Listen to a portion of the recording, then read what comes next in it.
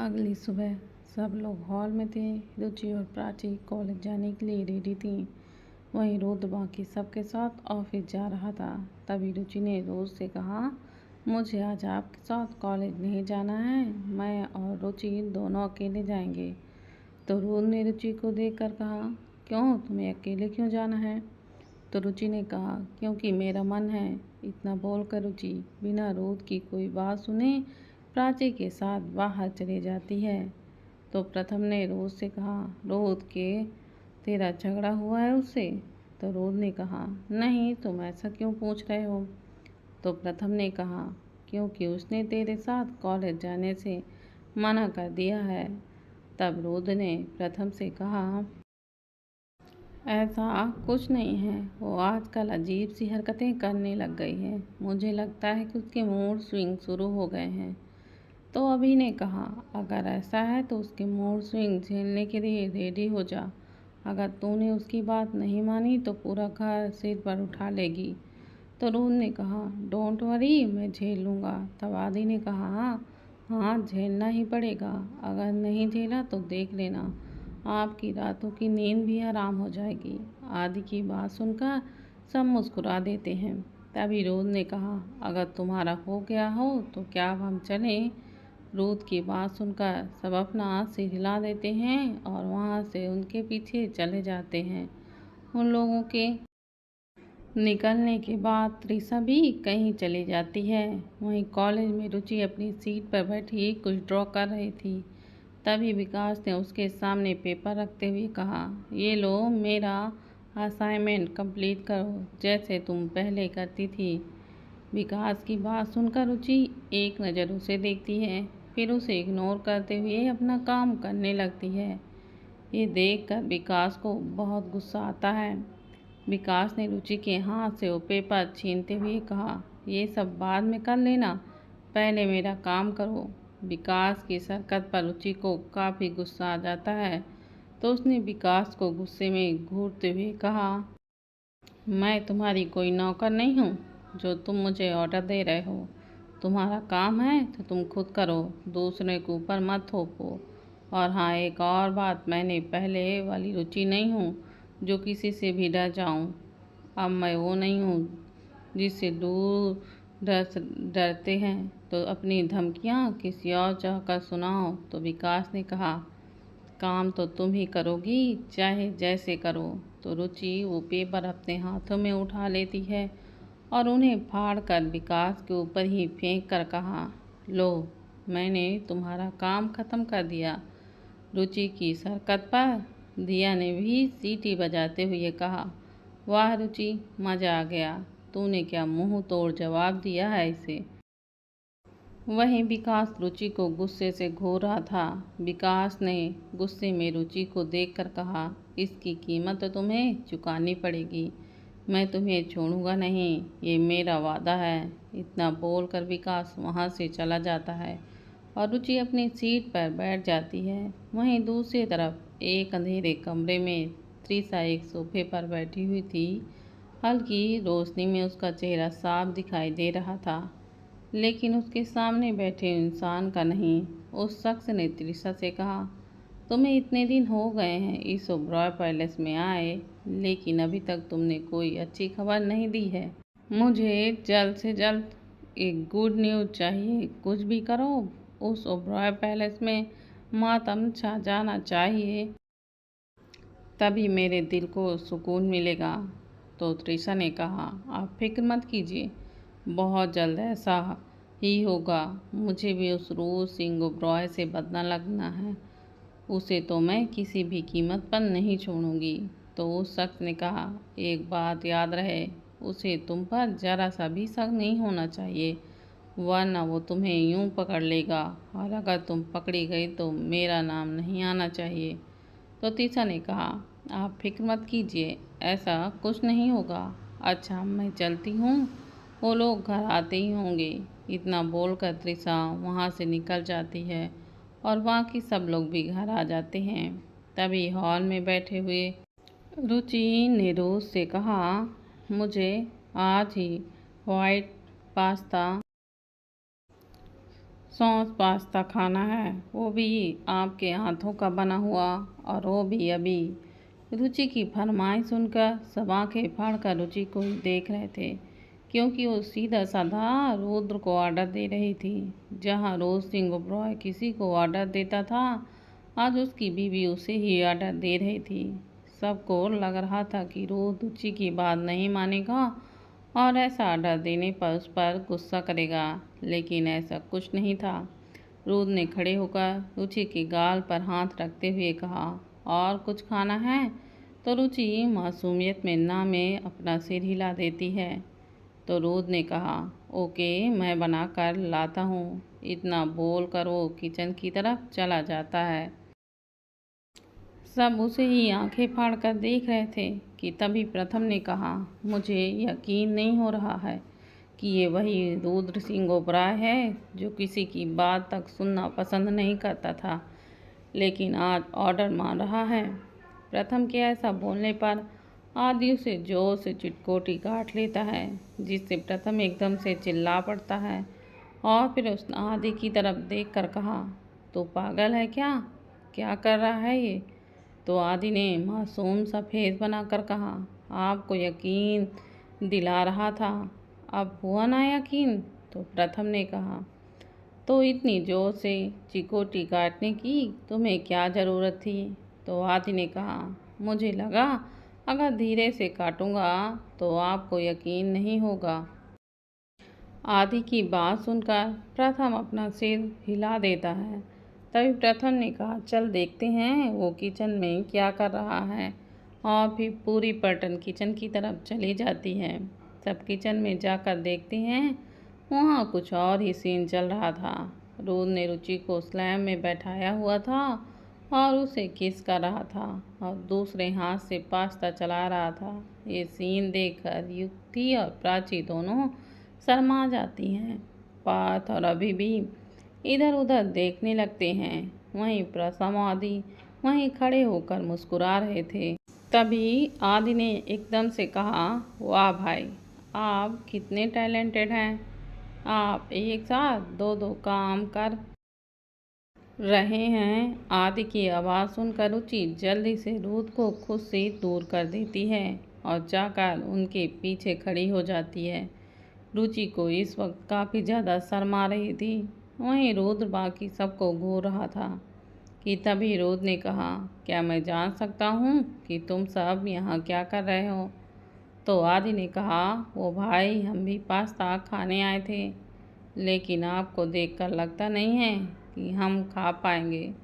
तो रुद्र ने कहा, जिसे भी खाना है मेड से कहकर बनवा लो।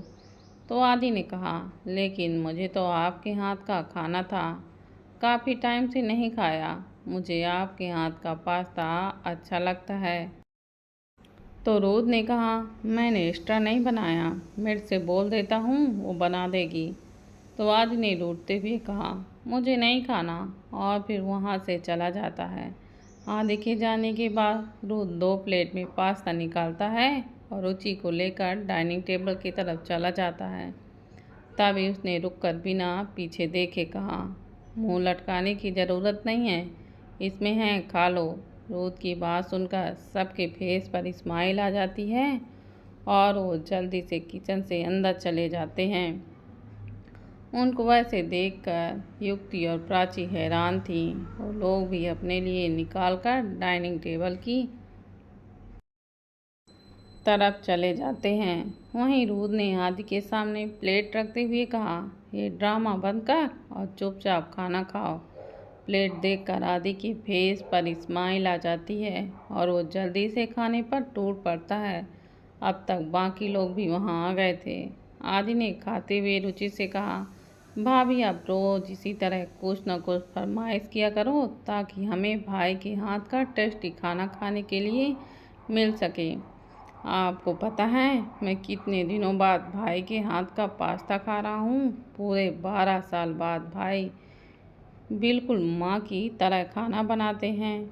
आदि की बात सुनकर सब मुस्कुरा रहे थे। अचानक माँ के बारे में बात करते हुए आदि चुप हो जाता है और बाकी सबके चेहरे भी स्माइल गायब हो जाती है। तभी रुचि ने कहा, इसका मतलब मैं अच्छा खाना नहीं बनाती? रुचि की बात सुनकर आदि ने जल्दी से कहा, अरे नहीं नहीं भाभी, आप तो बहुत अच्छा बनाते हो, लेकिन मैं आपको परेशान नहीं करना चाहता, इसलिए भाई की तारीफ कर रहा था ताकि आपको खाना ना बनाना पड़े। आदि की बात सुनकर सब लोग मुस्कुरा देते हैं।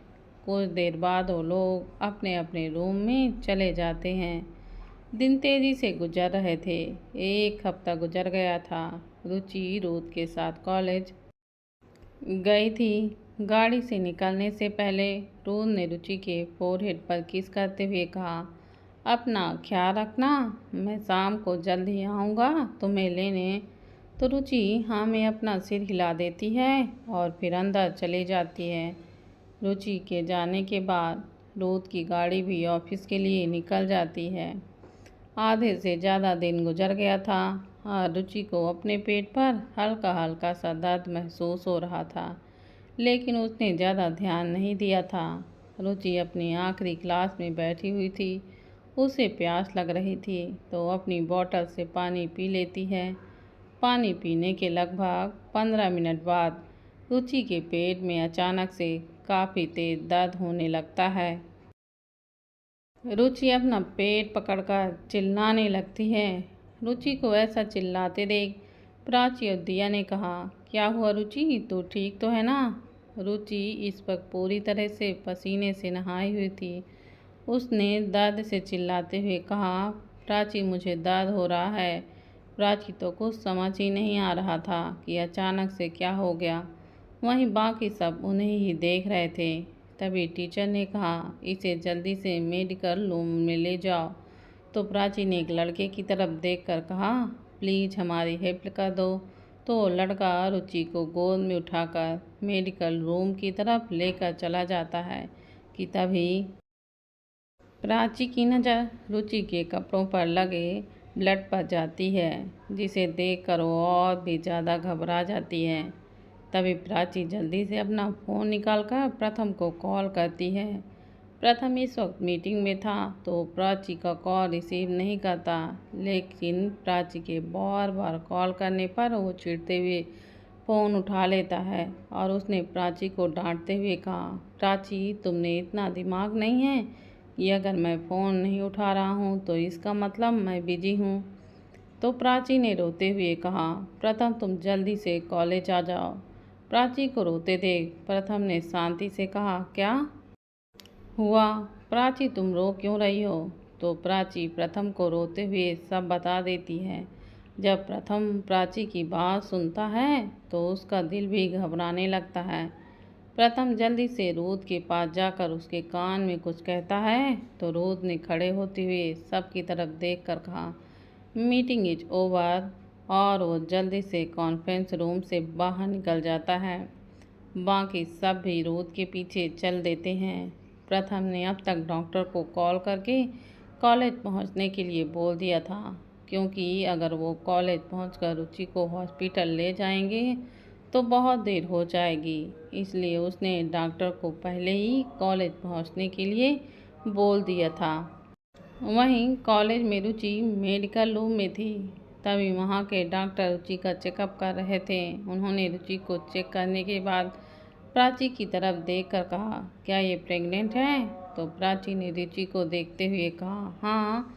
तो डॉक्टर ने कहा, लेकिन इसकी तो अभी शादी भी नहीं हुई है ना, तो ये किसका बच्चा है? डॉक्टर की बात सुनकर प्राची ने गुस्से में कहा, आप ये फालतू के सवाल बाद में कर लेना, पहले इसका चेकअप कीजिए। इससे पहले वो कुछ और बोलती, वहाँ डॉक्टर की एक पूरी की पूरी टीम पहुँच जाती है, जिसे देखकर वो डॉक्टर हैरान थी और प्राची को थोड़ा तसल्ली हो गई। रूथ के कॉलेज पहुंचने से पहले ही डॉक्टर की टीम कॉलेज में पहुंच जाती है। इतने सारे डॉक्टरों को देखकर सब लोग हैरान थे।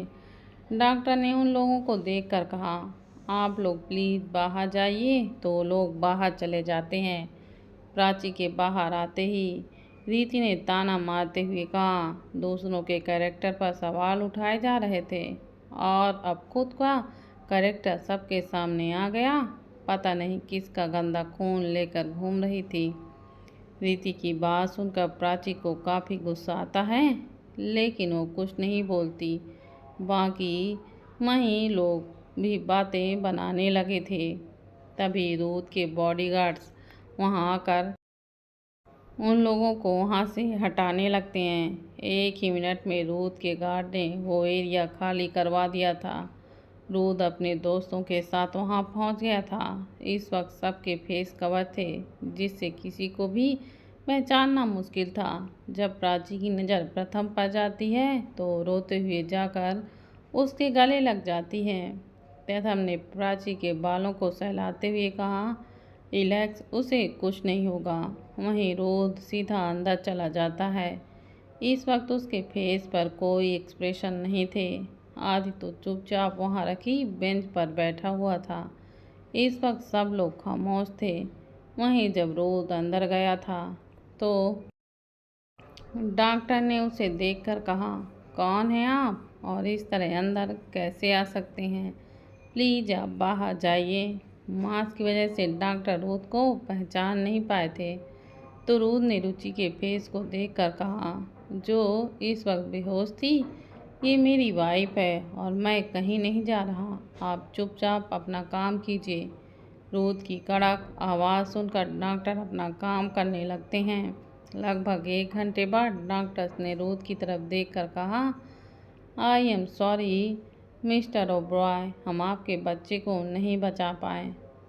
हमने कुछ टेस्ट किए हैं, उसका रिजल्ट अभी आना बाकी है। फिर हम आपको बता पाएंगे कि अचानक ऐसा कैसे हो गया। रूथ चुपचाप डॉक्टर की बातें सुन रहा था और रुचि को ही देख रहा था। तभी डॉक्टर ने कहा, मुझे आपसे कुछ अकेले में बात करनी है। तो रूथ बाकी डॉक्टर को देखता है जो सब बाहर चले जाते हैं। तभी डॉक्टर ने कहा, देखिए मिस्टर ओब्रॉय, मुझे ऐसा लगता है कि इन्हें कोई ऐसी दवाई दी गई है जिससे धीरे धीरे इनका बच्चा खत्म हो गया। हो सकता है उस दवाई की वजह से ये कभी दोबारा मां ना बन पाए। ये बात तो हम टेस्ट रिजल्ट आने के बाद बता सकते हैं, लेकिन हाँ, आपको इनसे कम से कम 1 से 1.5 महीने तक दूर ही रहना होगा। तब तक आप इनसे फिजिकल नहीं हो सकते जब तक ये पूरी तरह से ठीक नहीं हो जाती। और अगर टेस्ट रिजल्ट सही आता है तो कम से कम 6 महीने तक प्रेगनेंसी नहीं होनी चाहिए। डॉक्टर की बात सुनकर रुद्र बस हमें अपना सिर हिला देखता है तो डॉक्टर वहाँ से चली जाती हैं। वहीं बाहर सबको पता चल चुका था कि रुचि का बेबी अब नहीं रहा, तो सबकी आंखें नम हो जाती हैं। सबसे ज़्यादा राधी को रोना आ रहा था, लेकिन वो खुद को मजबूत दिखा रहा था। आदि वहाँ से उठकर बाहर चला जाता है तो दिया भी उसके पीछे पीछे वहाँ से चली जाती है। वहीं पूरा कॉलेज हैरान था ये सब देखकर। उन्हें कुछ समझ ही नहीं आ रहा था कि आखिर ये लोग हैं कौन। वहीं आदि इस वक्त वहाँ से अपनी कार की तरफ चला जाता है और दिया उसके पीछे थी। आदि बाहर जाकर कार के पास खड़ा हो जाता है। उसकी आंखों में जो आंसू रुके हुए थे वो उसके गालों पर लुढ़क जाते हैं। तभी पीछे से दिया आदि के कंधे पर हाथ रखती है तो वह आदि के पीछे मुड़कर देखता है जहाँ दिया खड़ी हुई थी। दिया को देखकर पता नहीं उसे क्या हो जाता है, वो एकदम से दिया के गले लगकर रोने लगता है। तो दिया उसकी पीठ पर हाथ फेरकर उसे चुप कराने की कोशिश करने लगती है। वहीं रुद्र रुचि को गोद में उठाकर वहां से बाहर आ जाता है और अपनी गाड़ी की तरफ बढ़ जाता है। बाकी सभी लोग भी उसके पीछे पीछे चल देते हैं। उन लोगों को गार्ड ने चारों तरफ से घेर रखा था।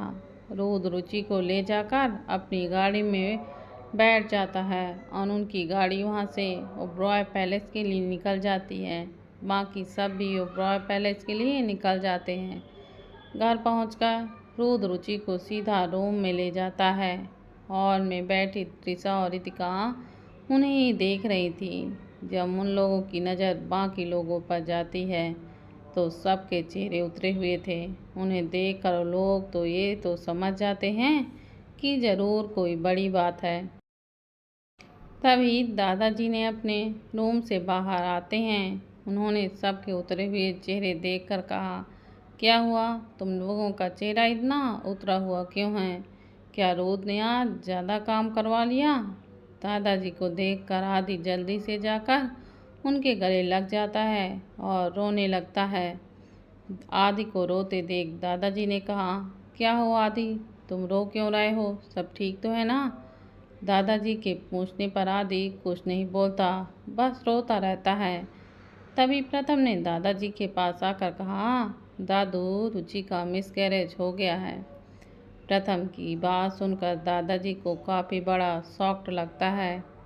वो एकदम सोफे पर बैठ जाते हैं और यही सोच रहे थे कि अभी कुछ दिन पहले उनका परिवार कितना खुश था और अब एक ही पल में उनकी खुशियाँ मातम में बदल गईं। रोद ने रुचि को आहिस्ता से बेड पर लेटा दिया था और खुद उसके पास बैठकर उसके सिर पर हाथ फेरने लगता है। रोद रुचि का फेस देख रहा था जो इस वक्त मुरझाया हुआ था। रोद रुचि को ब्लैंकेट से कवर करके बाथरूम में चला जाता है। रोद वॉशरूम में शावर के नीचे खड़ा हुआ था। उसकी आंखें इस वक्त लाल थी और उसकी आंखों से एक आंसू लुढ़ककर उसके गाल पर आ जाता है और पानी के साथ बह जाता है। थोड़ी देर बाद रोद वॉशरूम से आता है और क्लोरोसेट रूम की तरफ चला जाता है। जब रोद क्लोरोसेट रूम से बाहर आता है तभी कोई उनके रूम के बाहर नॉक करता है। तो रोज जाकर डोर खोलता है तो सामने दादाजी और बाकी सब खड़े थे। दादाजी ने अंदर आते हुए कहा, अब कैसी है मेरी बच्ची? तो रोद ने कहा, फिलहाल अभी वो बेहोश है। रोद की बात सुनकर दादाजी रुचि के पास चले जाते हैं और कुछ देर वहीं बैठने के बाद दादाजी वहां से चले जाते हैं। प्रथम ने रोद से कहा, हमें तुमसे कुछ बात करनी है। तो रोद उन लोगों के साथ वहां से चला जाता है। प्राची और दिया वहीं रुचि के पास रुक जाती हैं। वहीं रोद माँ के सबके साथ स्टडी रूम में चला जाता है। स्टडी रूम में पहुंचते ही प्रथम ने रोद से कहा, रोद, तुझे क्या लगता है, क्या ये एक एक्सीडेंट था या फिर किसी ने रुचि के साथ ये सब सोच समझकर किया है? तो रोद ने कहा, डॉक्टर की रिपोर्ट आने के बाद सब पता ही चल जाएगा। तो वादी ने कहा, अगर ये जानबूझकर किया गया है तो मैं उस इंसान को छोड़ूंगा नहीं। तो प्रथम ने उसे शांत कराते हुए कहा, रिलैक्स आदि, खुद को शांत रखो, अभी हम कुछ भी नहीं कर सकते। पहले हमें ये पता ही करना होगा कि ये काम किया किसने है, फिर हम उसे वो सज़ा देंगे कि वो ज़िंदगी भर याद रखेगा। वो लोग वहाँ बैठे बातें कर रहे थे कि तभी रोद का फ़ोन रिंग करता है। उस पर डॉक्टर का कॉल आ रहा था। तो रोद कॉल उठा लेता है। तभी प्रथम ने कहा, स्पीकर पर कर, हमें भी सुनना है। तो रोद स्पीकर पर डाल लेता है। डॉक्टर ने कहा, मिस्टर ओब्रॉय, आपकी वाइफ को ड्रग्स दिया गया था जिसकी वजह से उनका मिसकैरेज हो गया है। वो काफ़ी खतरनाक ड्रग्स था। अगर वो ड्रग्स इन्हें और दिया जाता तो शायद वो भी कभी मां नहीं बन पाती, लेकिन ऐसा कुछ नहीं हुआ। वो ठीक है, लेकिन हाँ, आपको उनका ख्याल रखना होगा और कम से कम 1.5 महीने तक आप उनसे फिजिकल कांटेक्ट ना हो, क्योंकि उन्हें इंटरनल इंजरी हुई है तो उन्हें रिकवर होने में टाइम लगेगा। और 6 महीने तक बेबी के बारे में सोचिएगा भी मत, वरना प्रॉब्लम हो सकती है। डॉक्टर की बात सुनकर रोद ओके कहकर कॉल को कट कर देता है। तभी प्रथम ने रोद की तरफ देखकर कहा, रोद, हमें ये पता कैसे करेंगे कि ये किया किसने है? तो रोद ने कहा, डोंट वरी, बहुत जल्द पता चल जाएगा। ये जिस किसी ने भी किया है वो हमें भी नुकसान पहुंचाना चाहता है और अब हमें उसके लिए जाल बिछाना ही पड़ेगा ताकि वो खुद ब खुद जाल में ही फंस जाए। तो प्रथम ने कहा, प्लान क्या है? तो रोहन ने कहा, बहुत जल्द पता चल जाएगा। इतना बोलकर वहाँ से अपने रूम की तरफ चला जाता है। बाकी लोग भी उनके पीछे चले जाते हैं। रुद्र रूम में पहुंचकर देखता है रुचि को होश आ चुका था। तभी रुचि की नज़र रुद्र पर जाती है तो उसे देखकर अपनी नज़रें झुका लेती है। रुद्र रुचि के पास पहुंचकर उसका फेस ऊपर कर उसकी आंखों को देखकर पूछता है, क्या हुआ?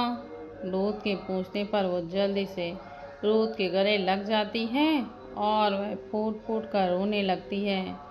रुचि ने रोते हुए रुद्र से कहा, आई एम सॉरी, मैं हमारे बेबी का ख्याल नहीं रख पाई। मुझे माफ़ कर दीजिए, मैं बहुत बुरी हूँ, इसलिए हमारा बेबी हमें छोड़कर चला गया।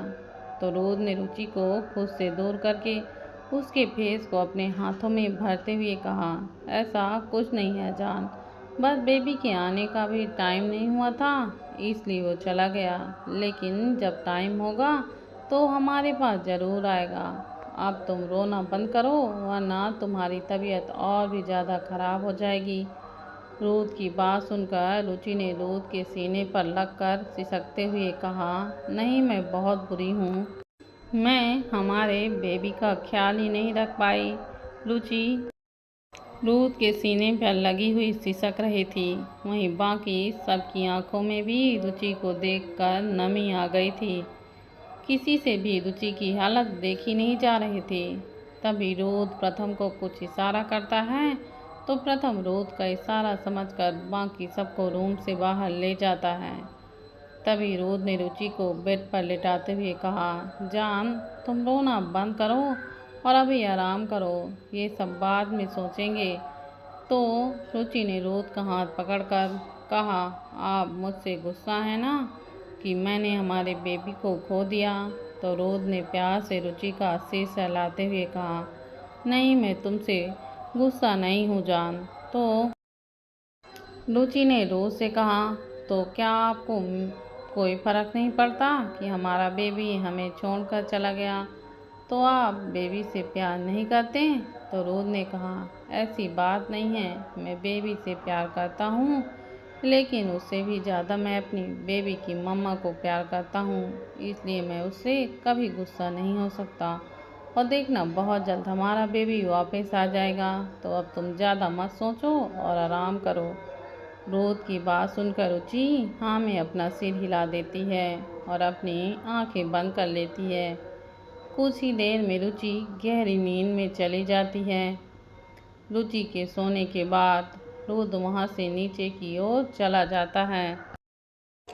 रुद्र को देखकर प्रथम ने जल्दी से रुद्र के पास जाकर कहा, रुद्र, रुचि ठीक तो है ना? तो रुद्र ने कहा, चिंता की कोई बात नहीं है, वो ठीक है, मुझे दादू से कुछ बात करनी है, मैं अभी आता हूँ। इतना बोलकर रुद्र वहाँ से दादाजी के रूम की तरफ चला जाता है।